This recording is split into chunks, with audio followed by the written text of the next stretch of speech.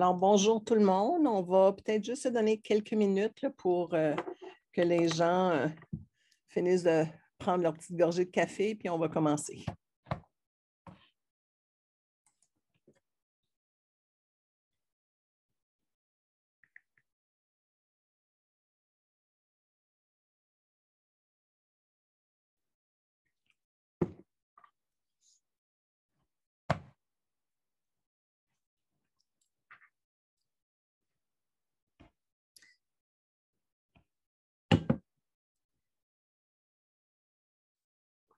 Bon, là, je suis de bonne humeur, j'ai pris ma gorgée. Alors, si vous voulez, on va commencer. Alors, bienvenue à tout le monde. C'est notre dernière matinée du savoir de la saison 21-22.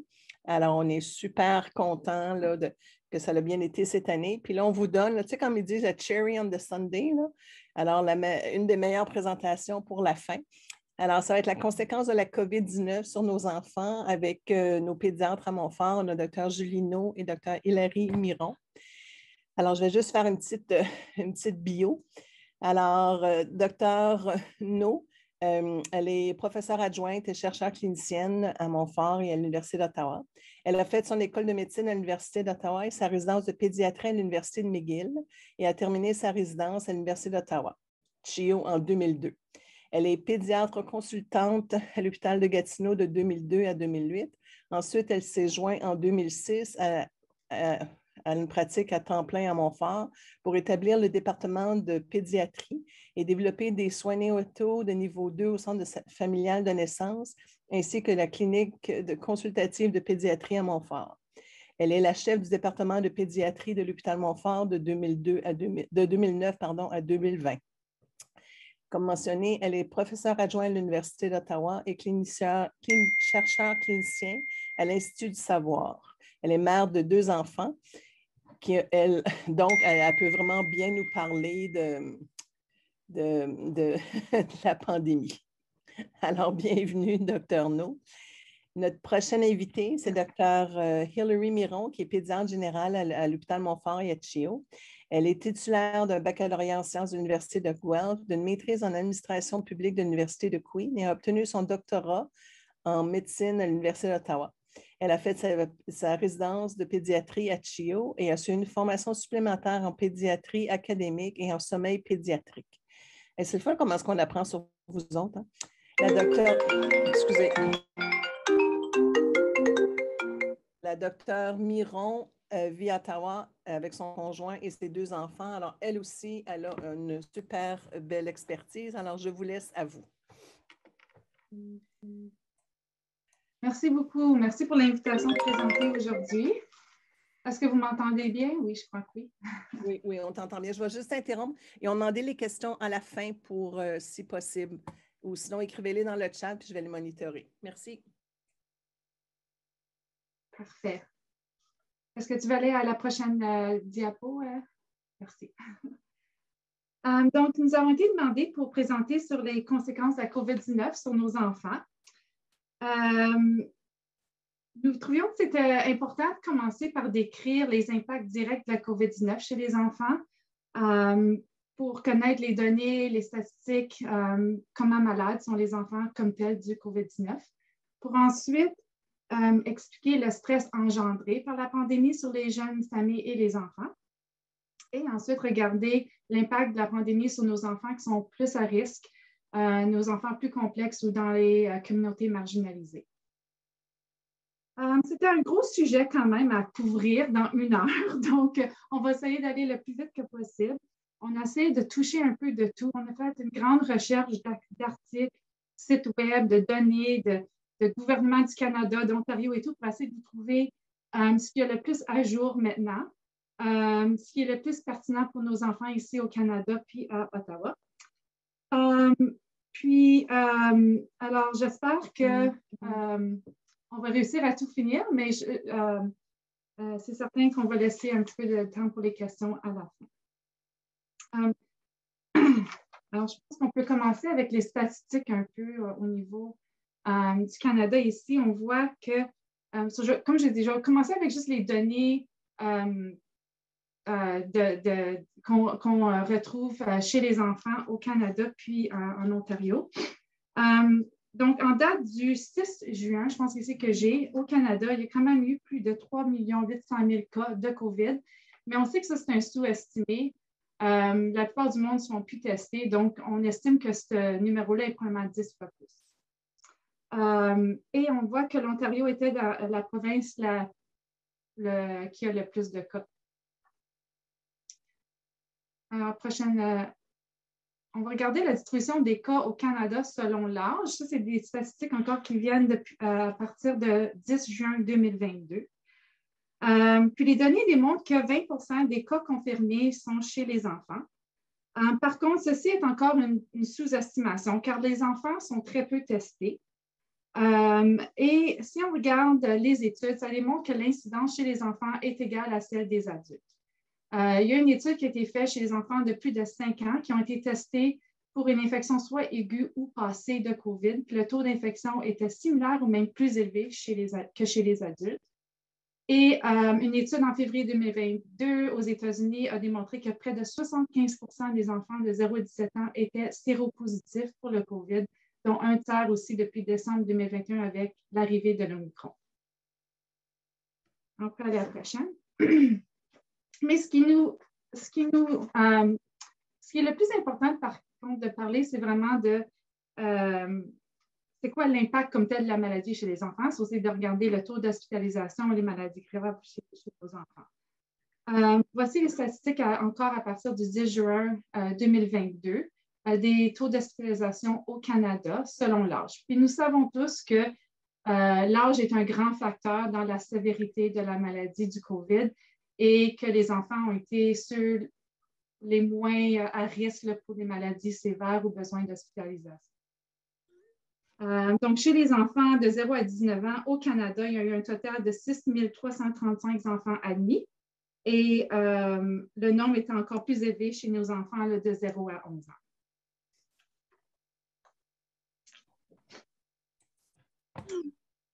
ans. Pour le nombre de décès, donc encore à partir du 10 juin 2022, il y a eu un total de 41 566 décès au Canada.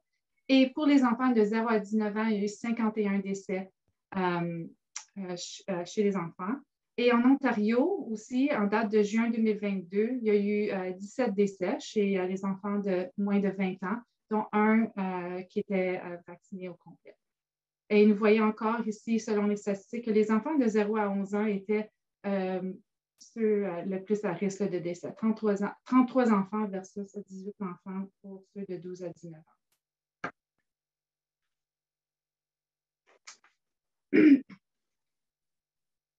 Alors, j'aime beaucoup ce tableau ici parce qu'elle indique vraiment c'est quoi le pourcentage d'enfants qui ont eu besoin d'hospitalisation, puis le risque de décès aussi dû au COVID. Donc, chez les enfants de moins de 5 ans,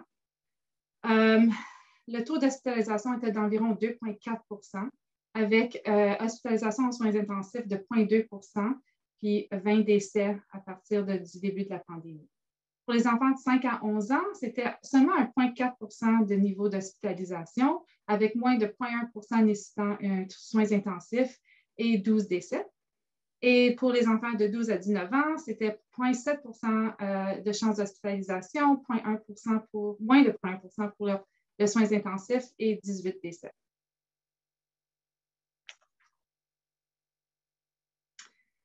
Ce graphe ici qui vient du CDC aux États-Unis démontre vraiment l'évolution de la pandémie pour les enfants au courant des 2 dernières années. Donc, on voit vraiment au début, il y avait très peu d'hospitalisation.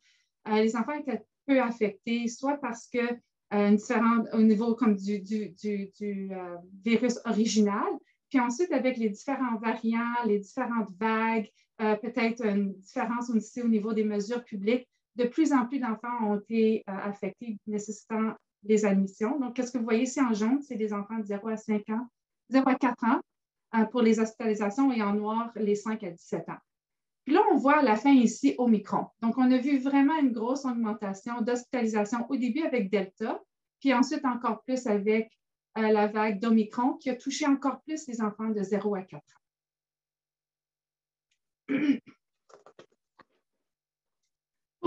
Omicron. On connaît tous Omicron un peu. On sait que la valeur de reproduction pour l'Omicron est très transmissible. Alors, si on regarde au niveau du virus original Wuhan, son RO était de juste 2-3, donc une personne infectait 2 à 3 personnes, et on s'est rendu jusqu'à 45 pour l'Omicron BA2.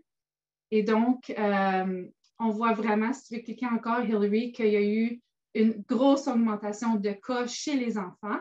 Et malgré qu'on dit que c'est une maladie légère, que peu sont très sévèrement malades, ça a quand même augmenté de beaucoup les hospitalisations de 1,8 fois durant la vague de Omicron. Alors, en général, le taux d'hospitalisation chez les enfants à partir de, si on regarde les données de janvier 2022, que pour dire ça, c'est juste au début de la vague d'Omicron, les hospitalisations étaient environ 2,5 en moyenne, avec des admissions aux soins intensifs de 1,5 et une chance de décès de 0,058 Puis depuis Omicron, les estimations sont plutôt environ à 0,1 à 2 pour les admissions. La mortalité est quand même très rare, mais elle peut aller jusqu'à 1 des hospitalisations. Et ce qu'on a retrouvé aussi, c'est que de ceux qui ont besoin d'hospitalisation, le taux de soins intensifs est quand même la même incidence que chez les adultes et même plus élevé pour le SIM, le syndrome inflammatoire multisystémique qu'on va parler brièvement bientôt. Puis la prochaine donnée, c'était juste... Oui, OK, excuse, non, c'est juste pour te montrer comment qu'avec la vague, là, les différentes vagues, comment il y a eu plus d'hospitalisation pour les enfants. Mais on peut aller à la prochaine, regarder la vaccination. Alors, vaccination, c'était une bonne période, je veux dire, un milestone dans la pandémie. Pour les enfants, l'autorisation est venue un petit peu plus tard. Chez les adolescents de 16 ans et plus, l'autorisation des vaccins est venue le 9 décembre 2020. Chez les enfants de 12 à 15 ans, le 5 mai 2021, et chez les enfants de 5 à 11 ans, le 19 novembre 2021. Et le taux de vaccination au Canada, à partir de ça, c'est des données là, qui viennent de juin. Pour 2 doses, en total, la population au Canada, c'est 81,72 Mais si on regarde ici les statistiques au niveau de l'Ontario, ça, c'est par âge. Et les enfants, qui est la première ligne en bas, là, la noire en bas ici, puis la prochaine en rouge, sont nos statistiques chez les enfants vaccinés en Ontario. Et ce sont ceux qui sont les moins vaccinés. Alors, ceux de 12 à 17 ans, on a un taux de 82,8 et les 5 à 11 ans sont seulement 42 vaccinés pour le COVID. Par contre, on voit une différence dans les hospitalisations et les maladies sévères chez les enfants qui sont vaccinés versus ceux qui ne sont pas vaccinés. Les hospitalisations sont 2 fois plus élevées chez les enfants de 5 à 11 ans non vaccinés, donc c'est une différence de 19 versus 9 par 100 000 de population. Et on a vu que pour ceux qui étaient hospitalisés, les adolescents non vaccinés comprenaient 70 des admissions et encore plus au niveau des soins intensifs, 30 versus ceux vaccinés à 16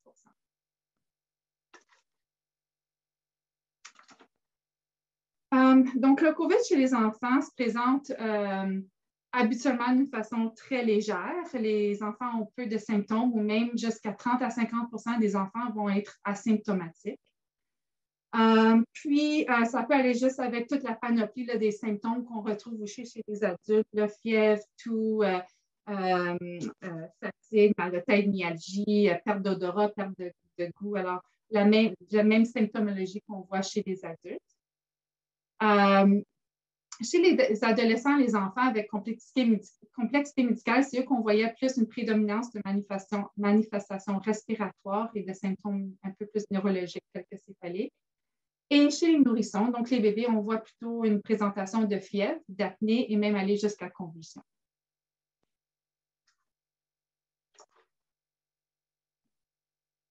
Alors, c'est important de penser, mais c'est qui nos enfants qui sont plus à risque d'avoir une maladie sévère, qui qu'on doit protéger plus ou quoi. Donc, selon une étude canadienne qui a regardé une analyse multivariable sur les facteurs de risque de maladies graves, ils ont trouvé que la présence de multiples maladies sous-jacentes, l'obésité, les troubles neurologiques, l'anémie ainsi que l'hémoglobinopathie étaient des facteurs de risque pour maladies graves.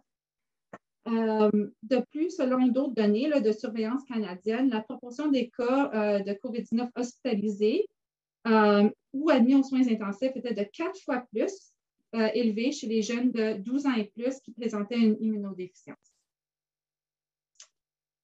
Puis, il y a eu une autre revue ici, systématique et méta-analyse, qui ont identifié le risque relatif là, ou les facteurs de risque plus élevés là, pour des maladies sévères. Et on retrouve ici les nouveau-nés, dont aussi l'importance de vaccination chez les femmes enceintes pour essayer de protéger cette période néonatale-là. La prématurité chez les nourrissons. On a déjà parlé d'obésité comme étant un grand facteur de risque, le diabète, la pneumopathie chronique, donc chronic lung disease, les maladies cardiaques, les troubles neurologiques et encore le statut immunosupprimé.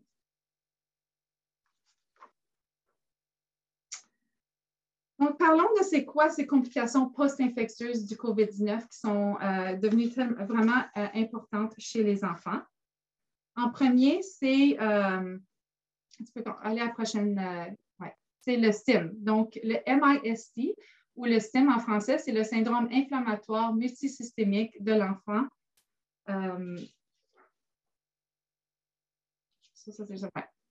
Cette maladie ressemble à une combinaison de la maladie de Kawasaki, qui est une attaque auto-immunitaire sur les vaisseaux cardiaques, et le syndrome de choc toxique.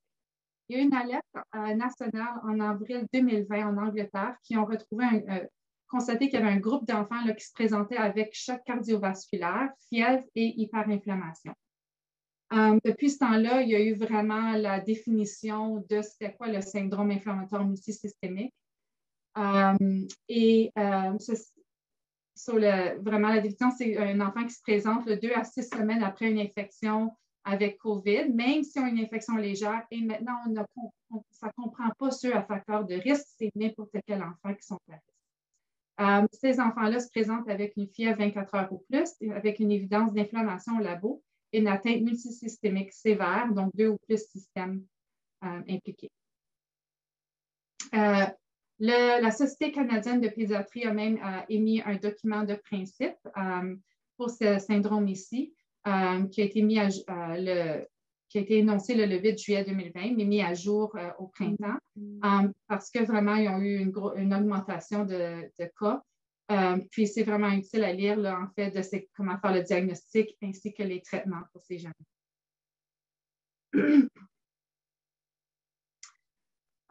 Donc, qu'est-ce qui est inquiétant avec ces maladies, c'est que ces jeunes-là peuvent se présenter avec plusieurs symptômes, mais ils évoluent rapidement dans un dysfonctionnement multisystémique, une hypotension exigeant une assistance respiratoire et aussi un soutien inotrophe aux soins intensifs. Souvent, on va voir qu'ils se présentent avec des symptômes gastro-intestinaux tels que nausées, vomissements, douleurs abdominales qui peuvent devenir vraiment même comme une présentation d'un abdomen aigu avec appendicite ou intussusception. Puis, beaucoup se présentent avec des symptômes de choc cardiogénique. Alors, il y a vraiment un grand dysfonctionnement myocardique grave qui se passe au niveau chez les enfants. Une série de cas a démontré une réduction de la fraction d'éjection ventriculaire gauche dans plus de 50%, majoritairement avec aussi des augmentations de troponine cardiaque. Une autre série de cas de 1733 patients ont démontré 31% avaient une dysfonction cardiaque, 23% effusion péricardique, 17% une myocardite et 16% avec des dilatations des artères coronaires ou anévrismes. Depuis, qu'est-ce qui arrive? C'est le syndrome d'activation des macrophages. Puis, c'est ça aussi qui est possiblement fatal. Les enfants se présentent avec une fièvre persistante, une éruption, hyperémie non suppurative de la conjonctive, la lymphadénopathie, hépatosplénomégalie et à l'occasion des complications neurologiques. Ces signes neurologiques-là peuvent être céphalée, raideur nucale, altération d'état mental, léthargie, convulsion. Puis, les enfants peuvent se présenter aussi avec des symptômes respiratoires comme le SARS ou des embolies pulmonaires. Ils peuvent avoir une insuffisance rénale aiguë. Alors, on voit vraiment que c'est des enfants qui sont très malades en présentation. Les résultats de laboratoire ils démontrent une élévation marquée là, de la protéine C-réactive, la ferritine, le LDH, AST, ALD, triglycérides, D-diamère, une cytopénie. Donc, ils voient une lymphopénie, thrombocytopénie importante.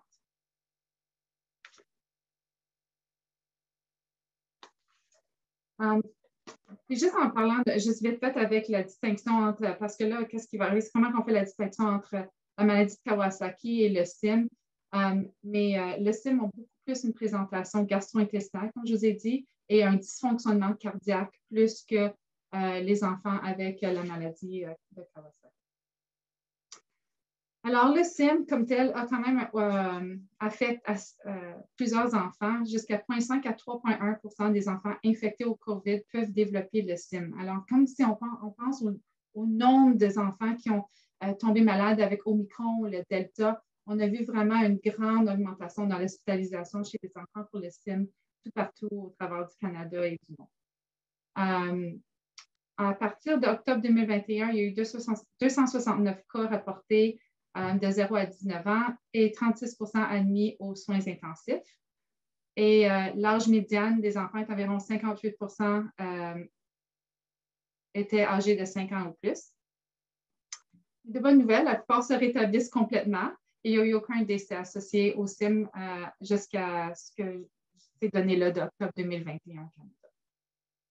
Aux États-Unis, par exemple, eux autres trouvaient aussi, c'est ça, il y avait environ 1 sur 1000 cas qui développaient le SIM après infection et ont eu un potentiel de décès de moins de 2 et aussi les soins intensifs environ 40 Donc, on voit ici 69 décès aux États-Unis pour ça.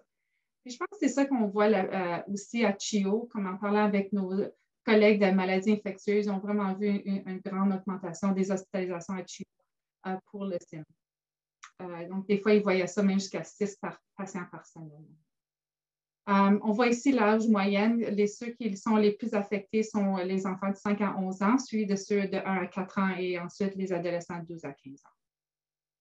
Puis ça, c'est juste un autre graphique qui démontre vraiment en bleu, c'est les diagnostics de SIM, puis en noir, c'est le COVID.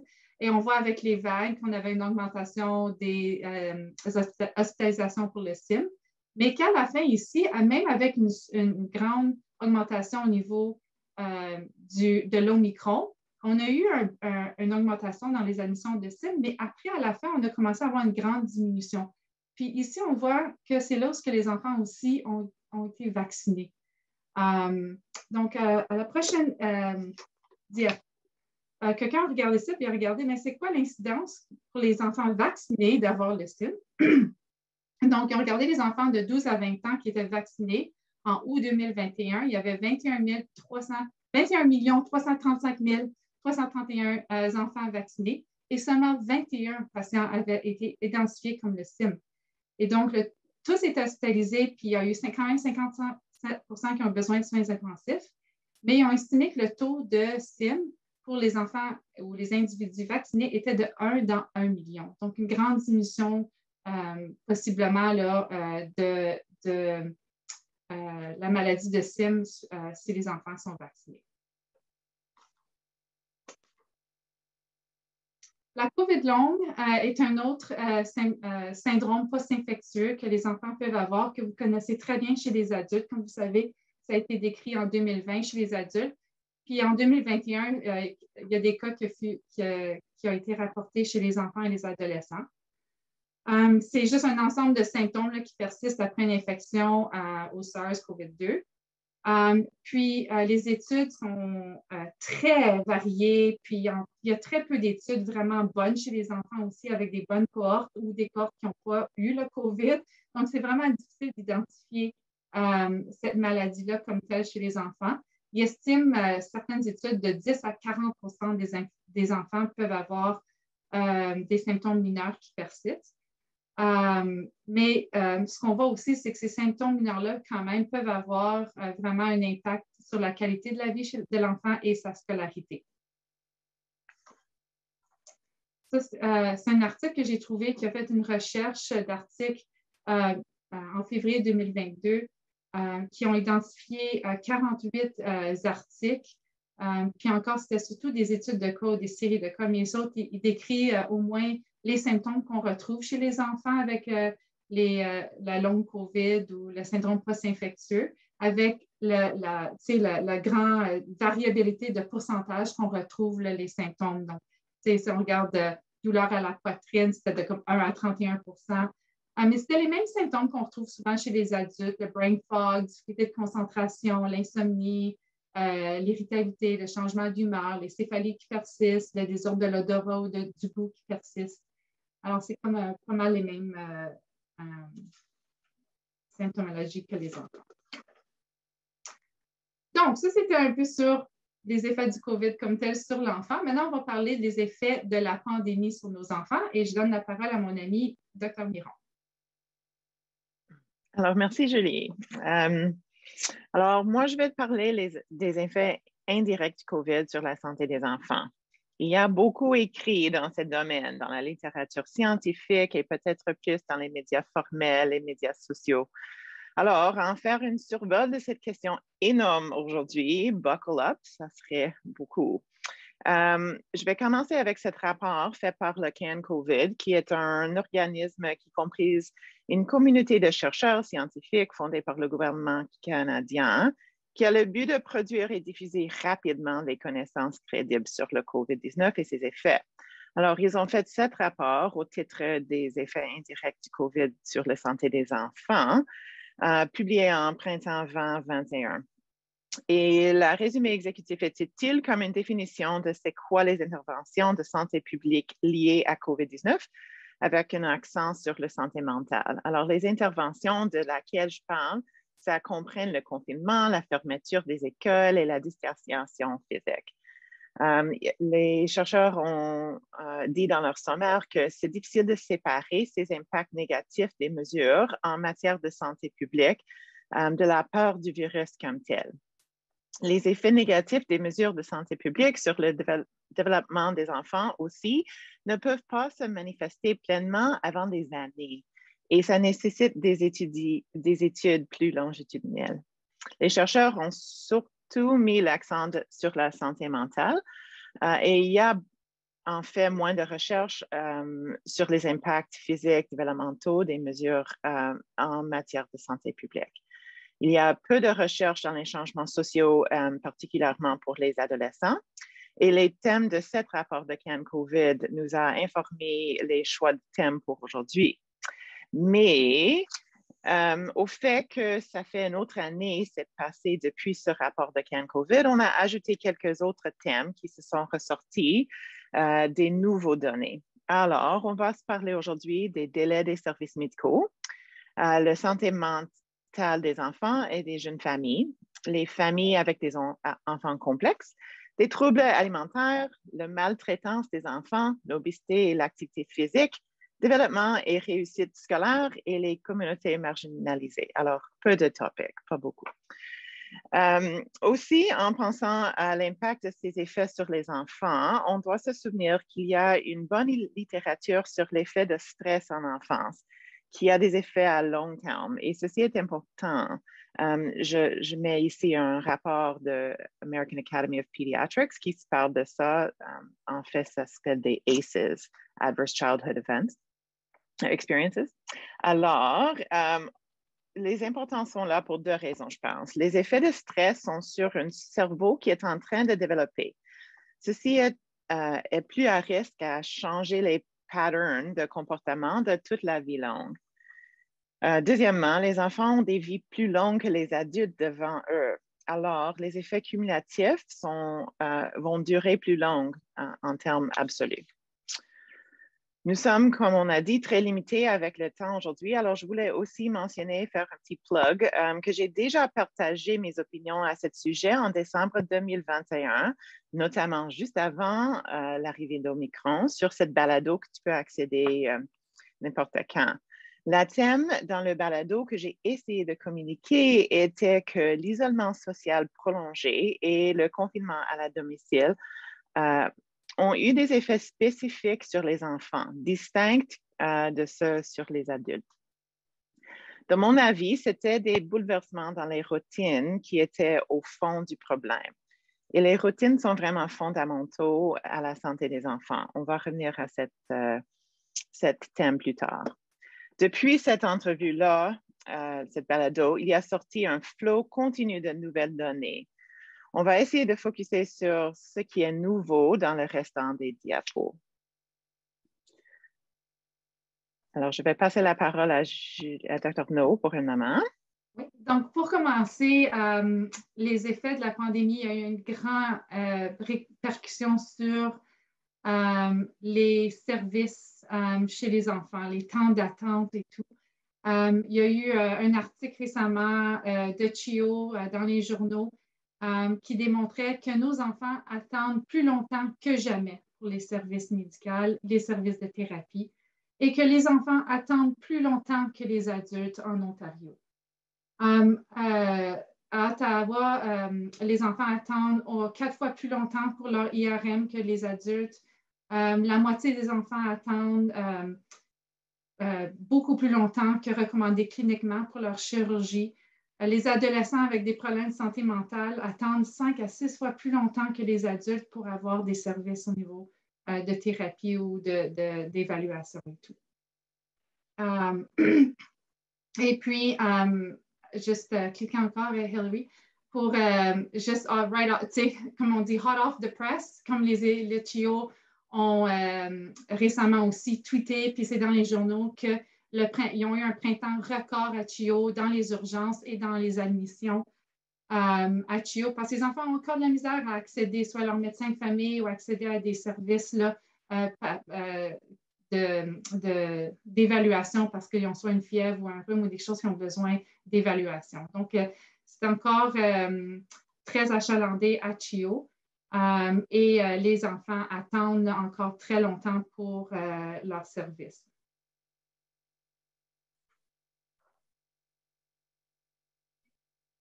OK. Deuxièmement, on va revenir sur une grande topic, la santé mentale. Est-ce que c'est mieux, pire ou la même depuis le commencement du pandémie? Alors, pour un peu de contexte, en 2021, un organisme qui s'appelle Les Enfants d'abord Canada, qui est un organisme national dédié à améliorer la santé des jeunes partout au Canada, a publié un rapport intitulé Raising Canada. Ceci a beaucoup parlé des effets du pandémie sur les enfants. Il est important de savoir que l'organisme Children's Health Coalition, qui est une collection des hôpitaux d'enfants et des organismes de santé des enfants à l'Ontario, a beaucoup influencé ce rapport Raising Canada. Le rapport, en général, a décrit que la santé mentale des enfants et des jeunes a connu un déclin très important dans la dernière décennie avant le commencement du pandémie. Ils ont décrivé une augmentation de 61% des visites aux urgences et de même chose, 60% augmentation des hospitalisations pour cause de santé mentale en 2018-19 par rapport à 2008-9. Le rapport continue l'histoire en disant que l'accessibilité des services de santé mentale était en crise au commencement du pandémie. Par exemple, en janvier 2020, 28 000 enfants juste en Ontario étaient en attente pour des soins de santé mentale. En plus, juste après le commencement du pandémie, la situation a constaté d'empirer. En avril 2020, le Kids Help Phone a signalé une augmentation globale des appels avec une 48% augmentation des appels concernant l'isolement social. Même chose avec l'anxiété et le stress et une 28% augmentation des appels concernant les abus physiques. Alors, ces premiers rapports se sont transformés en rapports à l'échelle de la province. Et en juillet 2020, l'hôpital des enfants à Hamilton, McMaster Children's, sortait des données inquiétantes aussi. Ils ont dit le nombre des jeunes admis à leur hôpital pour un soutien médical après une tentative de suicide a triplé sur une période de 4 mois par rapport à l'année précédente. Et ils ont constaté que les patients restaient le plus longtemps pour des tentatives plus graves. Les jeunes admis pour les troubles liés à la consommation et des substances ont doublé par rapport à l'année précédente. Et les admissions pour la psychose ont aussi doublé. Dans tous les cas, les jeunes ont signalé des problèmes liés aux effets indirects du COVID-19, moins interaction sociale, augmentation des conflits à la maison et l'isolement des amis comme des déclencheurs. Alors, face aux fermetures prolongées des écoles et des graves perturbations de la vie des enfants, des groupes que j'ai déjà mentionnés se sont formés pour faire la lumière sur ces questions. Prochaine. Je voulais aussi, alors ils ont, face à ces défis, les hôpitaux et les organismes se sont réunis pour plaider en faveur de la mise en place d'un système d'information sur la santé mentale et des solutions pour maintenant. Et peut-être vous allez se souvenir de le Code Pink qui était grandement dans les médias. Je voulais aussi ajouter que, dans une manière anecdotique, nous avons vu ces prédictions se réaliser concernant l'augmentation de la demande des services de santé mentale pour les enfants dans notre propre clinique de pédiatrie à Montfort. Récemment, malheureusement, nous avons dû fermer notre liste d'attente pour les consultations en matière de développement de santé mentale, en partie à cause de l'augmentation de demande et en partie à cause des problèmes de ressources humaines dans notre clinique, qui est en gros l'histoire des soins médicaux à l'Ontario couramment. Alors, ceci est une histoire décrite il y a 1 an, en 2021. Maintenant, il y a des nouvelles données. Et ces données semblent être en contradiction avec des rapports antérieurs. Cette étude que je montre ici est publiée en JAMA Pediatrics, utilisant des données sur l'utilisation des soins de santé en Ontario. Et ça a montré une diminution de l'utilisation des services de santé dans le domaine de santé mentale chez les jeunes. Ils ont fait une comparaison entre les périodes de janvier 2017 et fin février 2020 versus mars 2020 au fin février 2021 que tu vois après la ligne bleue. En premier, il y a eu évidemment un saut dans l'utilisation des soins virtuels que tu peux voir ici avec la ligne bleue foncée. Mais à partir de juillet 2020, les taux de visite ont été légèrement supérieurs aux prévisions. Si tu vois ici où la ligne solide jaune commence à être le plus haut. Il y a aussi une distinction entre les sexes quand ils ont fait les données plus précises. À partir de juillet 2020, les taux de visite des jeunes femmes de 13 à 17 ans étaient beaucoup plus élevés, tandis que ceux pour les gars, qui étaient juste égaux ou juste un peu supérieurs aux prévisions. Il y avait aussi une augmentation des taux de consultation, en particulier pour les troubles liés à la consommation et les troubles psychotiques, ainsi que pour les troubles d'humeur et l'anxiété. Par comparaison, les visites pour les soins aigus, comme les urgences et les hospitalisations, étaient plus faibles pour presque tous les troubles de santé mentale, sauf pour les troubles psychotiques. Et intéressant, globalement, 3 quarts des visites de santé mentale ont été par soins virtuels dès le début de la pandémie jusqu'à maintenant, ou jusqu'à la fin de l'étude. Alors, où est-ce qu'on va avec ça? C'est une discussion.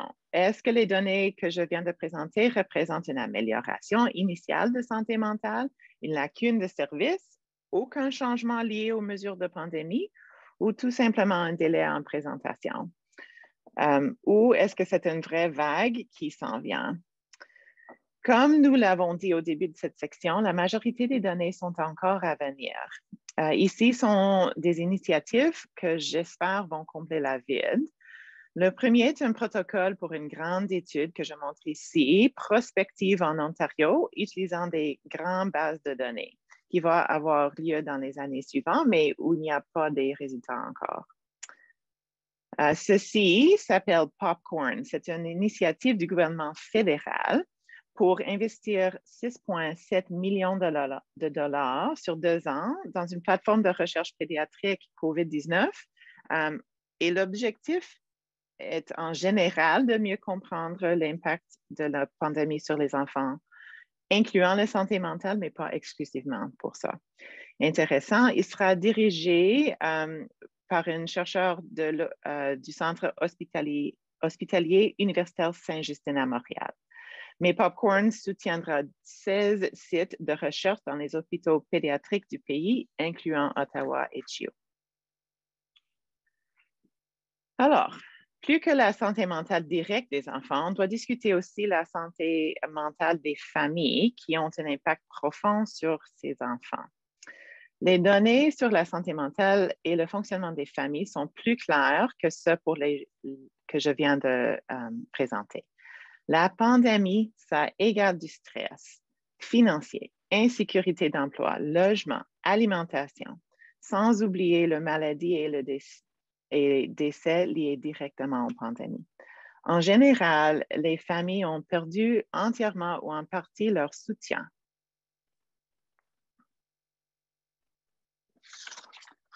Alors, j'ai choisi quelques études pour mettre en évidence. Les thèmes, en gros, de ces études étaient que les parents expriment des craintes que la santé mentale de leurs enfants sont affectées par la pandémie, que les mesures de santé publique vont avoir un impact sur la capacité des enfants d'apprendre, les mesures de distanciation physique affectent leur capacité de jouer et que les enfants vont apporter le virus dans la maison et infecter les autres. Aussi, les troubles de soigner les enfants tout en continuant de travailler et que les enfants vont devenir malades en contractant le COVID à l'école ou à la garderie. Alors, cette première étude de BMJ mentionnée ici, c'est basé sur une étude britannique avec les mêmes protocoles. Mais ici au Canada, ils ont interrogé 3000 adultes fin mai 2020 et les réponses des adultes ayant des enfants de moins de 18 ans qui sont à la maison ont été comparées aux ceux qui n'avaient pas des enfants. Les résultats nous montraient qu'une plus grande proportion de parents ont signalé une détérioration de leur santé mentale.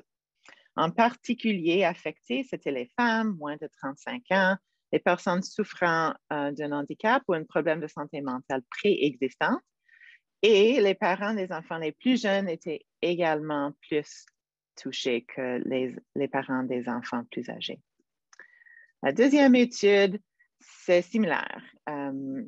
Et pour le temps, je ne vais pas beaucoup parler, mais c'était un survey aussi en 3 phases avec la fermeture et réouverture de la société en Ontario. Et en termes de résultats, les parents avec des enfants jeunes à la maison ont systématiquement déclaré que leur santé mentale s'était détériorée.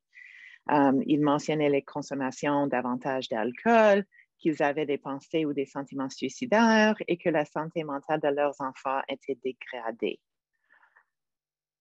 Alors, un autre sujet, beaucoup dans le média, c'est les troubles alimentaires. Alors, pendant la pandémie, il y avait une augmentation en nouveau de diagnostics d'anorexie, d'hospitalisation et gravité de la maladie.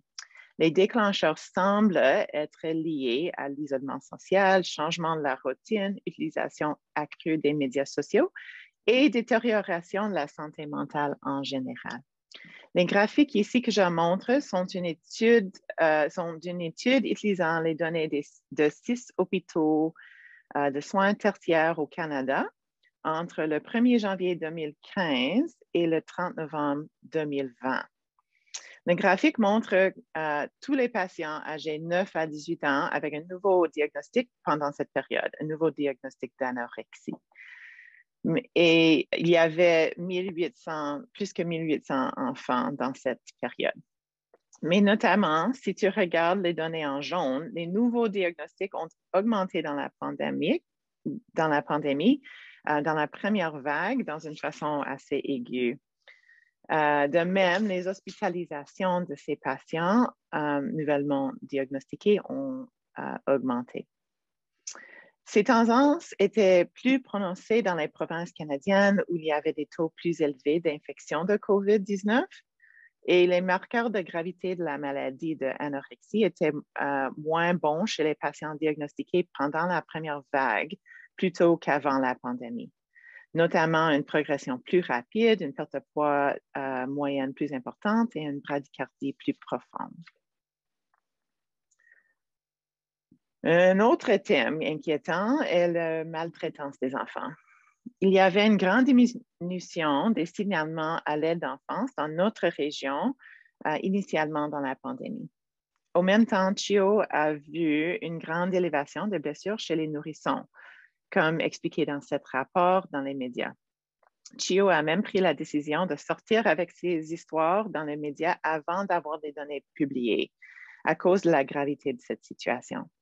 Mais ils sont en train de collecter des données avec SickKids et McMaster, mais l'analyse n'est pas encore terminée selon une communication que j'ai eue avec Dr. Michelle Ward dans un courriel cette année à ce sujet.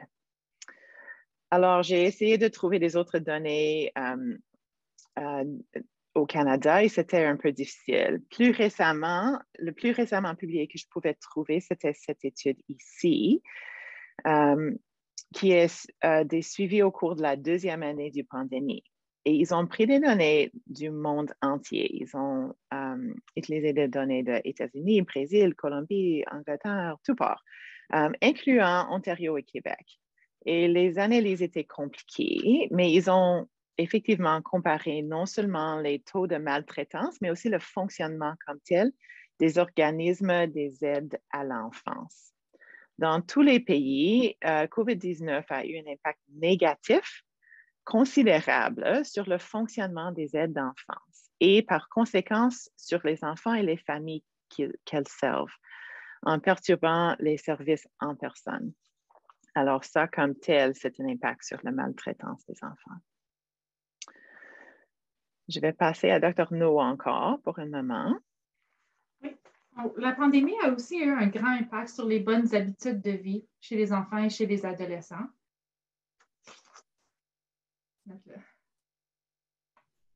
C'est donc, Santé publique en Ontario ont constaté que l'activité physique a généralement diminué, que le temps passé devant un écran a augmenté et que les effets sur le sommeil étaient variés. Une enquête canadienne aussi a montré que près de la moitié des enfants et des adolescents sortaient dehors moins d'une fois. Dans le rapport de Can COVID qu'on rapporte aussi, il mentionne des inquiétudes vis-à-vis de la diminution d'activité physique, le gain pondéral, l'augmentation dans les comportements sédentaires et le temps d'écran, ainsi que l'insécurité alimentaire. Donc oui, on a vu aussi l'augmentation de cette insécurité alimentaire au niveau des ménages et une augmentation de la consommation d'aliments, notamment d'aliments malsains. Dans un article en 2021 par Stavridou, ils ont revu 15 études qui ont montré que les adolescents et les enfants ont pris du poids pendant la pandémie, probablement en raison d'une augmentation du nombre de repas ainsi que les aliments frits et sucrés, et ainsi qu'en raison d'une diminution de l'activité physique. Il y a eu une étude aussi faite aux États-Unis qui ont regardé plus de 400 000 enfants âgés de 2 à 19 ans et qui ont remarqué le taux d'augmentation de l'indice de masse corporelle qui a presque doublé durant la pandémie comparé à une période pré-pandémique.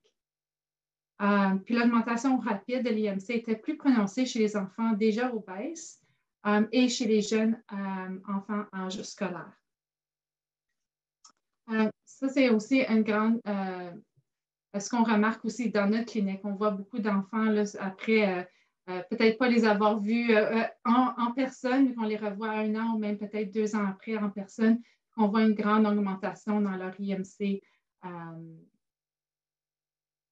qui est une augmentation plus qu'on voit d'habitude pour les adolescents et les jeunes enfants. Alors ça, c'est l'article que je vous avais juste mentionné. Alors, lorsque nous pensons aux effets indirects du pandémie, ce qui m'inquiétait le plus sont ceux qui touchent une génération entière et les plus jeunes âgés. Alors, beaucoup d'encre a coulé sur ce sujet, mais en vérité, en raison de la nature des recherches sur le développement qui nécessitent un certain temps pour voir les résultats, il y a encore très peu de données réelles. L'étude la plus discutée au développement des enfants et conséquences du pandémie, probablement, est la première sur cette diapositive. C'était une étude qui a été conçue pour investiguer les impacts développementaux du COVID en grossesse. C'était une étude de cohort avec 255 nourrissons nés entre mars et décembre 2020, comparé aux nourrissons nés avant la pandémie. Développement dans les premiers 6 mois a été évalué par les scores ASQ, qui est un survey qu'on utilise dans notre clinique aussi. Ils ont trouvé qu'il n'y a pas une association à l'infection maternelle par le COVID avec le développement. Mais un peu par chance, ils ont vu que les bébés nés pendant la pandémie avaient des scores significativement plus faibles dans les sous-domaines de motricité globale, de motricité fine et du domaine personnel social par rapport à la cohorte historique de nourrissons nés avant le début de la pandémie. La question de pourquoi n'est pas encore répondue. Ils pensent que peut-être c'est le stress parental ou peut-être une diminution de l'exposition à des situations stimulantes. Alors, la deuxième étude que j'ai mentionnée sur cette diapo est une preuve que c'est la diminution ou we think c'est une diminution des interactions sociales qui peut influencer les résultats plus faibles du développement d'un jeune enfant. Les familles ont eu des bébés pendant la pandémie et qui ont à peine quitté la maison avec leur bébé. Ils ont peu intégré avec les autres personnes. Et donc, les enfants ont eu des expositions et des interactions sociales beaucoup plus limitées. Ceci est un bon article si vous voulez lire un peu plus en Nature. Plus proche à la maison pour nous est la question de réussite scolaire par les enfants durant cette période. Tout le monde se souvient qu'au début de la pandémie, la phrase commune était « les enfants sont résilients, ils se sortiront ». Je me souviens me rassurer que mes enfants, ils sont bons, ils n'auront pas de mal à manquer un peu d'école. Mais la réalité, c'est un peu plus étonnante. Tu vois par cette infographique qui est publiée par le Science Table Ontario, combien d'écoles les enfants ont vraiment manqué. Les barres en bleu foncé sont les fermetures des écoles en personne et les barres bleues légers étaient où les écoles étaient ouvertes. Le Science Table conclut que les fermetures d'écoles entraînent des pertes d'apprentissage proportionnelles à la durée. Les fermetures ont mené un impact plus important sur les populations vulnérables et les élèves apprennent mieux en personne qu'en ligne. Finalement, j'ai apprécié l'analyse économique de ces impacts pour le futur qui dit « Each month of skill loss predicted to cause a 1% drop in lifetime earnings for the affected cohorts and decrease national income by 0.5% per year, which would be a GDP loss to Canada of $1.6 trillion. » Cette étude, c'est plus aussi hot off the press, a été publiée juste cette mois-ci. Notablement, un des auteurs à CKID, c'est vraiment une étude de Ontario. L'étude utilise la réouverture des écoles qui a été progressive par région en 2020 pour établir la contribution relative des écoles dans la transmission du virus dans la communauté. 2020 et 2021. L'infographique sur cette diapo l'explique. Si les écoles n'avaient pas ouvert, il y aurait eu 213 cas de moins dans les 2 mois de l'étude. Un pourcentage de juste 0,08% des cas de la population entière. Pour le contexte aussi, c'était une période où les taux de vaccination étaient très bas, juste après les travailleurs de santé ont commencé à recevoir leur vaccin et aucun vaccin pour enfants. Mais aussi que l'Omicron n'a pas encore sorti. Alors, les auteurs ont dit que l'augmentation marginale des cas peu après la reprise d'école en personne aurait dû s'accroître avec le temps, que dans l'ensemble, les écoles jouent un rôle mineur dans la transmission de COVID par rapport à la transmission dans la communauté en sens large. Et ce rôle peut être effectivement réduit par les mesures de protection comme la ventilation et les masques.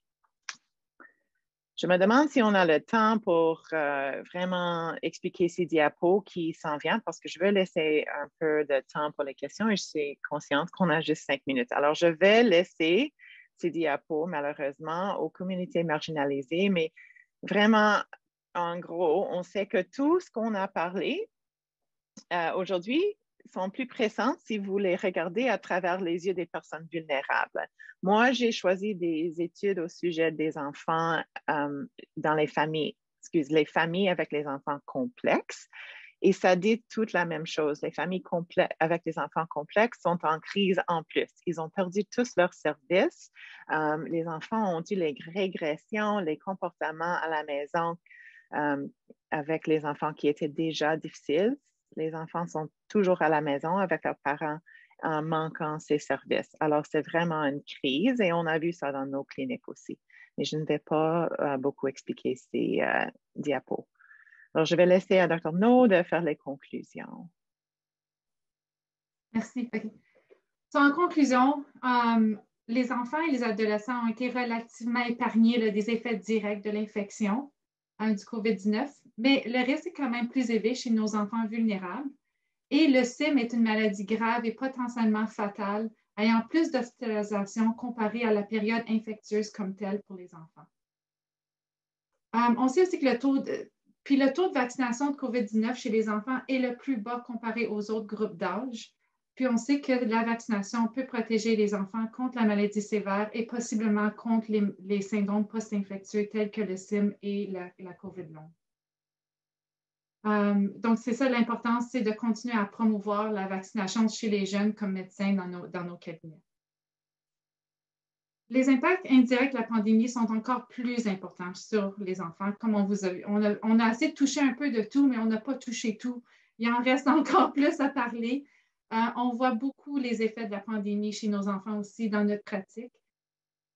C'est eux là, qui ont la vie la plus longue à vivre et par conséquent, on s'attend à ce que les impacts aient le plus grand effet cumulatif sur leur santé et sur l'économie. Puis on voulait finir par dire que les fermetures des écoles nuisent aux enfants et aux familles et ont un impact disproportionné sur les résultats à long terme pour les enfants par rapport aux avantages conférés à la santé de la population. Les familles, les enfants, ils souffrent et le système de santé est défaillant en ce moment pour eux. Nous devons trouver une solution maintenant car une tsunami s'en vient. Il faut se préparer. Merci. On a, je pense, que quelques minutes pour des questions. Je vais juste faire un commentaire. Wow! Je savais que c'était un gros sujet, mais bravo, mesdames. C'est fascinant. Qu'est-ce que vous avez réussi à faire? Merci. Oh wow! Je ne sais pas quoi dire. Je suis tellement, tellement impressionnée.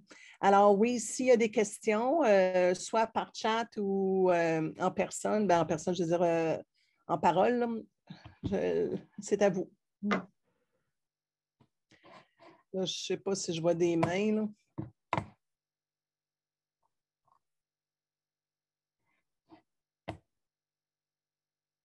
Alors moi, une des questions que j'ai, je pense que vous y avez touché un petit peu, ou que ce n'est pas encore touché encore, là, le fait qu'on porte tous des masques avec les enfants, est-ce que ça fait une différence dans le développement du langage ou pas vraiment encore, ou on ne le sait pas, ou on présume que oui?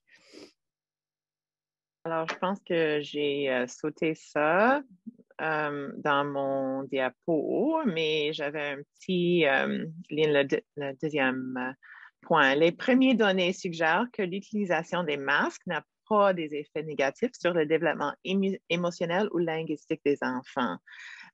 Ça, c'était un des craintes très tôt dans la pandémie, que ça va affecter le développement du langage. Mais on n'a pas vu ça en réalité. Et cet article en Nature, ça explique l'état des données de maintenant sur ça. Alors, en gros, non, probablement pas. Il y a des autres l'exposition au langage pour les enfants et l'apprentissage des langages pour les enfants, c'est les paroles entre l'enfant et celui à la maison en direct. Et ça, c'est pas bien compris par les familles souvent. Alors, à la maison, on ne porte pas les masques et ça, c'est vraiment où les enfants l'apprennent, le langage et le contact social et émotionnel. Alors, l'impact, je me demande, et les études le demandent aussi, c'est est-ce que c'est la dépression et l'anxiété et le stress des familles qui parlent moins aux enfants. Et ça, c'est aussi expliqué dans cet article, mais pas nécessairement les masques comme tels. Bon, ben c'est rassurant, c'est rassurant. Rassurant, mais aussi non, parce que c'est toute une génération qui est comme les parents qui sont en crise. C'est ça. Mais nous, comme médecins de famille, je veux dire, on voit beaucoup d'enfants. Alors, on va pouvoir leur dire que c'est important de parler encore plus à leurs enfants. Alors, je pense que c'est excellent. D'autres questions? Je ne vois pas. J'essaie de voir si je vois des mains levées. Là. Ou sinon, faites juste y aller. On pourrait avoir une deuxième partie? C'était pas assez long. Je suis sur le bout de mon siège, là, puis c'est comme, il y en a d'autres, là, je le sais, j'ai pas tout écouté, j'ai pas tout entendu, là. Oh, je suis bien, bien, bien d'accord. Écoutez, mesdames, vous venez de trouver quelque chose que tu aimes vraiment beaucoup, que tu n'as pas goûté assez, que tu veux vraiment encore. Alors, stay tuned, on va essayer de figurer si vous seriez capable même juste la refaire, parce que, écoute, c'est tellement fascinant ce que vous nous avez donné. C'était beaucoup, beaucoup, beaucoup de recherches, d'articles. Je peux imaginer. Heureusement, on a une bibliothécaire qui nous a aidé beaucoup à ressortir des articles, des données qu'on cherchait. Le problème, c'est que cette pandémie-là est en évolution. Ce qui était en 2020 n'est pas la même chose en 2021, puis encore moins en 2022. Donc, la refaire, quasiment, va falloir tout recommencer de faire nos recherches d'articles. Je suis certaine qu'il y a beaucoup de données qui s'en viennent. Mais certainement, c'était vraiment aussi très, très intéressant pour nous autres d'aller au travers de ça. Écoutez, pour le temps, je vais vous remercier. Merci beaucoup. Je sais que vous avez pris un temps fou pour faire ça, mais ça paraît, écoute, on est encore sur notre appétit. Là, il me semble que j'ai le cerveau plein de questions, mais je ne sais pas laquelle, comment poser en premier. J'invite les gens à remplir l'évaluation qui est dans le chat. Et on se revoit en septembre, mais attendez-vous, madame, d'avoir un courriel de ma part, mais je vais vous laisser peut-être quelques mois là, avant de vous redemander. Merci. Alors, excellent. Merci beaucoup. On se revoit. Bel été à tout le monde. Bel été. Puis on se revoit à la fin septembre pour la saison 22-23 qui commence. Merci tout le monde. Merci. Bye.